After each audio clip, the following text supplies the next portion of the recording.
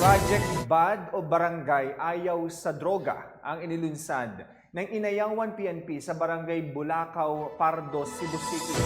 Ito yung upang makaiwas ang mga kabataan sa paggamit ng ilegal na droga sa kanilang lugar. Ang balita mula kay Patshow Woman Judith Nicanor. Matagumpay na ilunsad ng mga tauhan ng Inayawan PNP ang kanilang Project BAD o Barangay Ayaw sa Droga na may unang aktibidad na capacity building and professionalizing barangay tanods pursuant to DALG 2003-42 na ginanap sa Newtown State Clubhouse, Barangay Bulacau, Pardo, Cebu City. Ang aktibidad ay pinangunahan ni Police Major Jessery S. Basitaw, Station Commander ng Police Station 7 Cebu City Police Office, na aktibong dinaluhan ni na Police Colonel Leon Shobi Baligwat Jr., Chief Arbicado 7, Chief Kadup, Acting Chief CPPU at Chief IDMU ng Cebu City Police Office. Ayon kay Police Major Basitaw, ang aktibidad na ito ay hindi lamang pang isang araw o isang linggo, kundi ito ay pananatilihin hanggang sa mga susunod na hinaharap.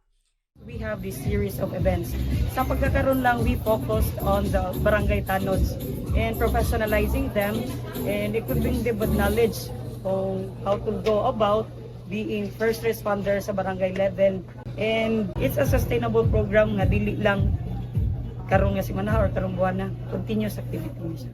Ilan sa mga tinalakay sa naturang aktibidad ay ang patungkol sa katarungang pambarangay, other laws, issuances, handcuffing technique at mga basic self-defense. Nagbigay naman ng taos-pusong pasasalamat ang isa sa mga chief tanod na si Eddie Abapo ng Barangay Inayawan sa pagkakataong ibigay ng Police Station 7 sa kanila upang mapalawak pa ang kanilang kaalaman at kasanayan.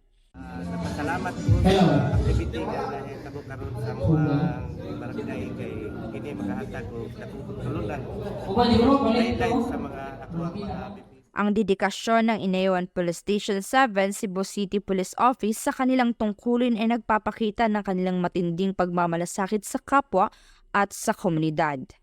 Mula dito sa Cebu City, ako ang inyong PNN correspondent, Patrolwoman Judith Nicanor, alagad ng batas, tagataguyod ng Balitang Pulis.